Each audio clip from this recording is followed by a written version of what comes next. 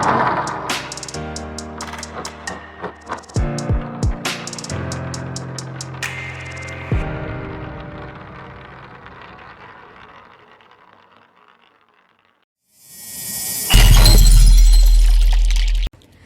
everyone, welcome back. Hope you're safe and healthy. Today we will discuss about self-organizing teams.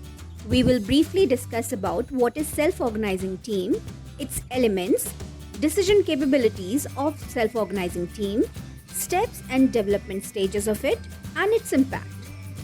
So when we think about self-organizing team, we get image of team that is having high performance and takes up challenges and exceeds the expectations. But here we also need to understand that flawless teamwork does not just occur out of the blue. It demands conscious effort from all individuals within the team, including the leaders. Self-organizing team always make effort to reach to the next level by cultivating good working culture and work ethics. Teams which are self-organizing and cross-functional are more successful in the current emerging trends, irrespective of the industries.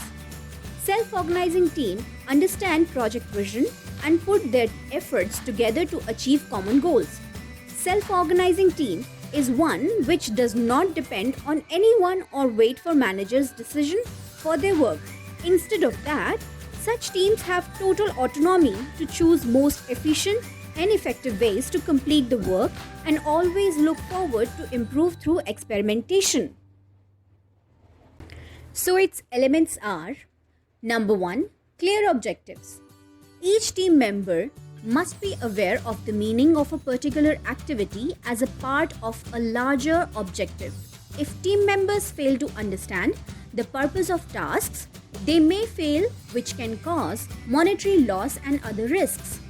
Number 2. Clarity in roles and responsibilities.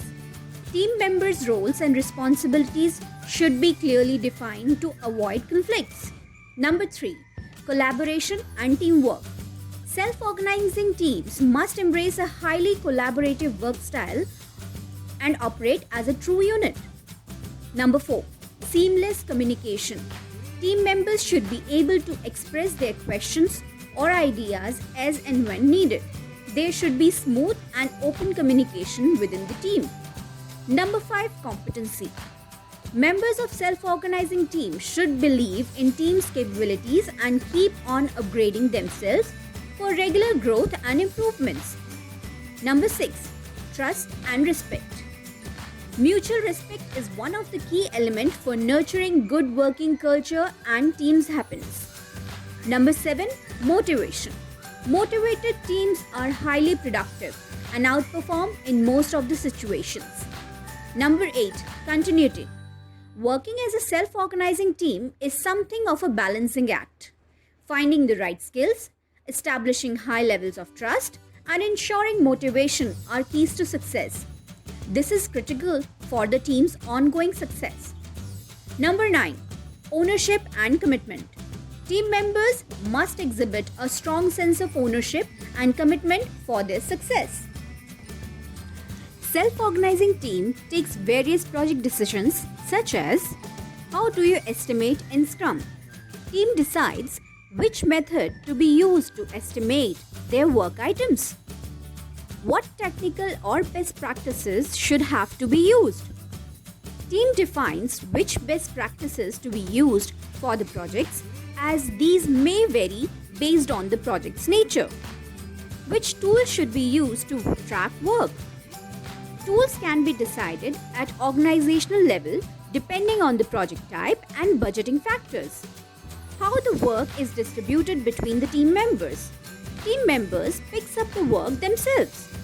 Other local decisions such as meeting or call timings, etc. Creation of self-organizing team is 3-step process. The first step is training. It includes activities like develop cross-functional skills within the team, provide required trainings to develop the needed skills to make team more competent, provide behavioral and communication trainings to exhibit self-organizing behaviors. More training sessions should be conducted within the team to understand the nitty-gritty of the technical work other team members are working on.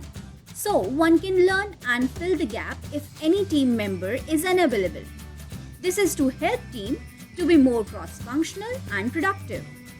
Second step is coaching.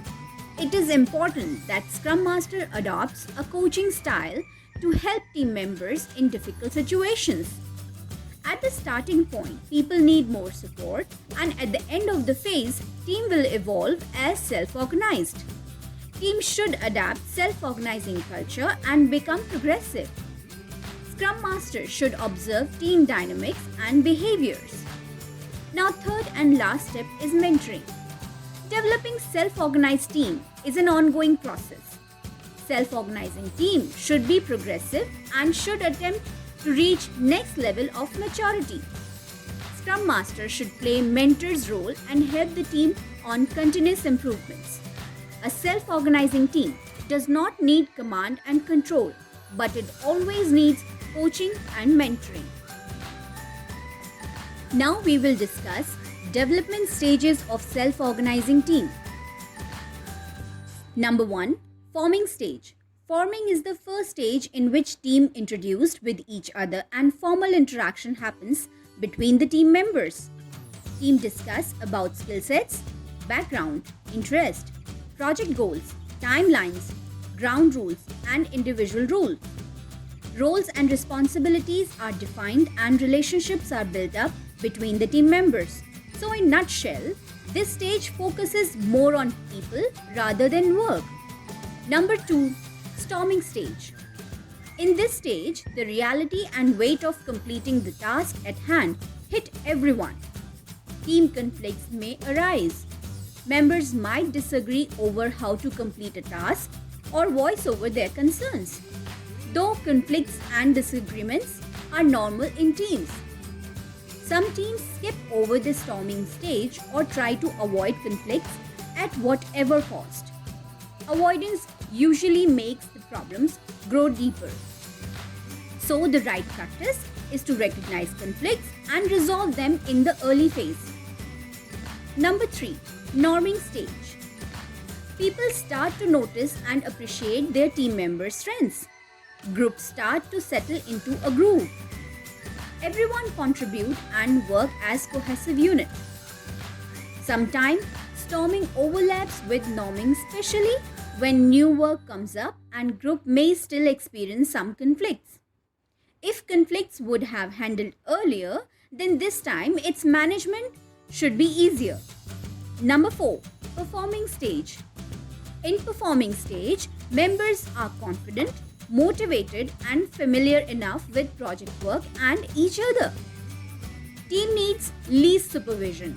Everyone reaches on the same page and driving with full speed toward the project goals. Number 5. Adjourning stage. Sadly, but this stage is not a perfect rhyme. Once the project is completed and delivered, team gets disbanded. This phase is also known as mourning phase because members grown close and feel a loss now. Now we will discuss about impacts or benefits of self-organizing team. More efficiency. Team selects more efficient path and does not require cross-skilled in many ways. Quality deliverables. Deliver high-quality products, services with higher customer satisfaction. Maximum throughput.